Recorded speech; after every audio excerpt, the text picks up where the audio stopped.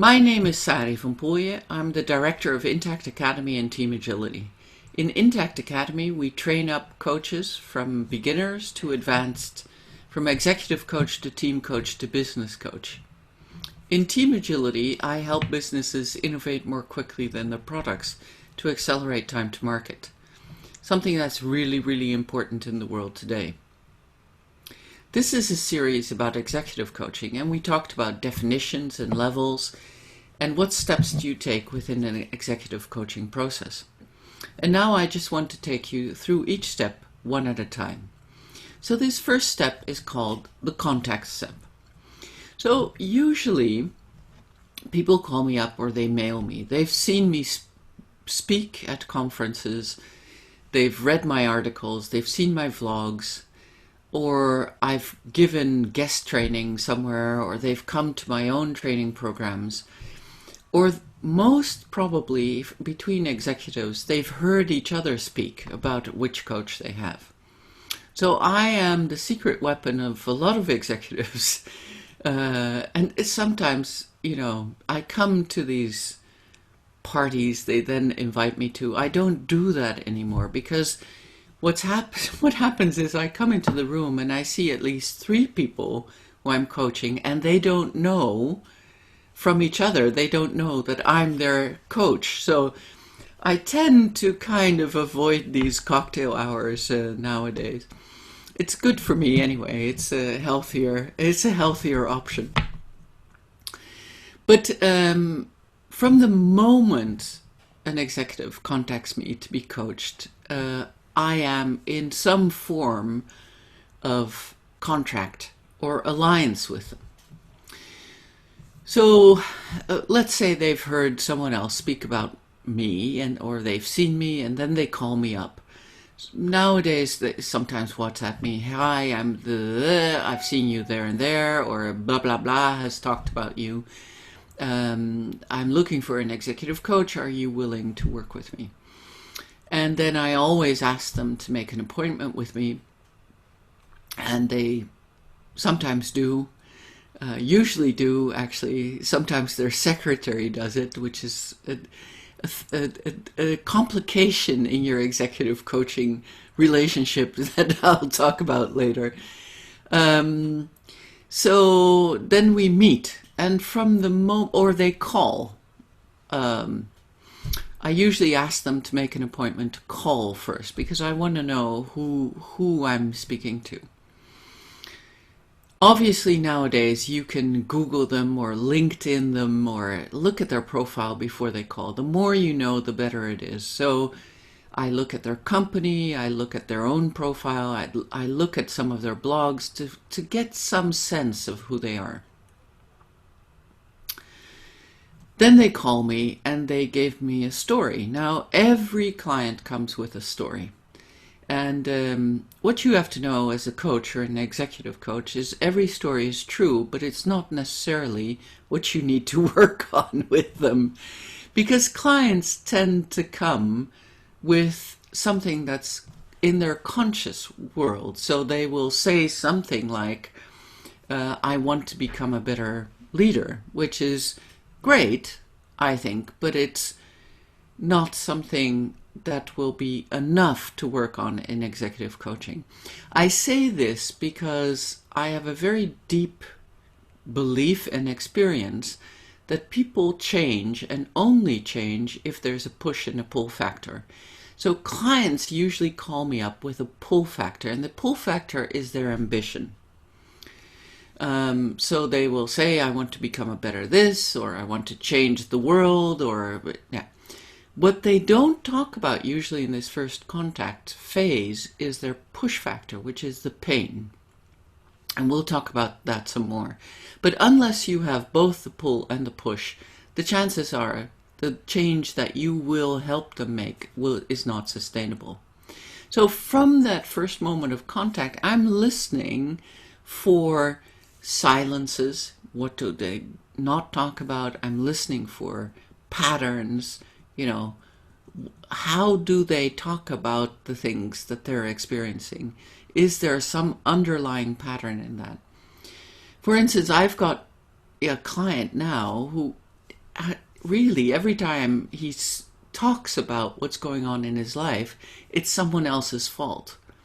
And so this pattern of kind of this defensive pattern of blaming other people is something that's, I'm not judging it, but it's something that you have to listen for. You know, he will never change until he accepts his sense of being responsible for his own life. But there are many, many reasons that this man is not accepting that, because this is maybe going much too far, because I think he had too much responsibility as a lad, as a small kid, and it's weighing very heavily on him. So he is so over-responsible that he's not accepting responsibility anymore, if you get my meaning. So this is one of the first things I heard when he called me, this client called me, that his pattern of telling his story is always blaming other people. You have to know what that means. During that contact phase, what I want to do is establish a working alliance from the first get-go. So I don't want to become a pawn or a role in their usual story. I want, at the deepest level, to know them to know that I am powerful enough to deal with their demons and empathic enough to make friends with their most vulnerable part. And this mixture of being really powerful and really being empathic is something that you have to do from the first moment. So specifically with executives, what I want to do in that moment of contact is be very clear about expectations. So have you ever been in coaching before? What were your good, bad experiences? How do you want this to be different? I give them information about how I coach, what the structure is, so 10 times, 55 minutes. I gave them a very clear idea of what their responsibilities are and what my responsibilities are. I try to give them the sense of reliability by making realistic commitments. Sometimes I say no to the things that they ask, and then they're very surprised, but it gives a sense of trust. So if someone says to me, I have a problem with someone and I want you to help me get rid of them, I would probably say, look, I can help you have a conversation with this person, but the responsibility, if you keep them or fire them, is yours as a leader. That's not something that's my role. So I'm quite clear from the get-go what they can expect of me, and I try to create a sense of reliability. What I also do from the get-go is be very clear about where my competence lies and where not. So this also gives a sense of trust. I am not a therapist, though the executive coaching can have a therapeutic effect. I'm not there as a consultant, even though I am a consultant. I'm there to support them in their role as executives. I give them examples of what I do and don't do, but this idea from the moment that you're in contact in that executive coaching to say, this is what I can do, these are my limits, gives them a sense of security, but also of competence. I also give a sense in this first contact of the idea of compassion. As I said, this idea of compassion is, I am not attached but fully committed. So that means that I'm not attached to the result of the executive coaching. It's not me who has to get the result, it's my client. So I can lead them to the door, but they have to go through it. But I'm completely committed to helping them get to that door. But the choice is always there. And sometimes when people realize the consequences of what they're asking for, they actually choose not to do it. and that's also fine. It doesn't reflect on me. It's their choice, always. So this idea of being completely compassionate, so being completely committed but not attached, is really important to have from the moment you step into contact. I'm also very clear from that moment that it's a contractual relationship, that it's bound in time, in money, and emotions.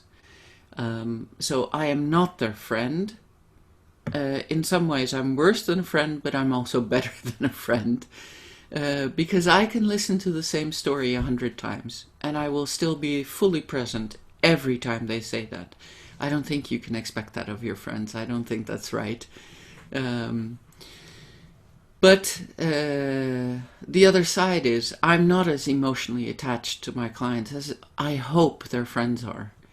That gives me a unique perspective, because in the moment of contact I'm completely intimate. And perhaps this intimacy, it's something that is really, really special within the executive coaching relationship. But as soon as they're finished, they go home. And I really, really hope they experience a different kind of intimacy than with me within that time-framed, money-framed experience. So the first step in executive coaching is contact. And within that contact, the important thing is fully committed but not attached. Be clear about your expectations. Be clear about where you're competent and where you're not. And be very compassionate but also reliable in how you set that contact up. The question for you is, how do you set up contact? Do you allow your client space to make contact with you instead of you immediately sticking out your hand in over-enthusiasm that you got this client?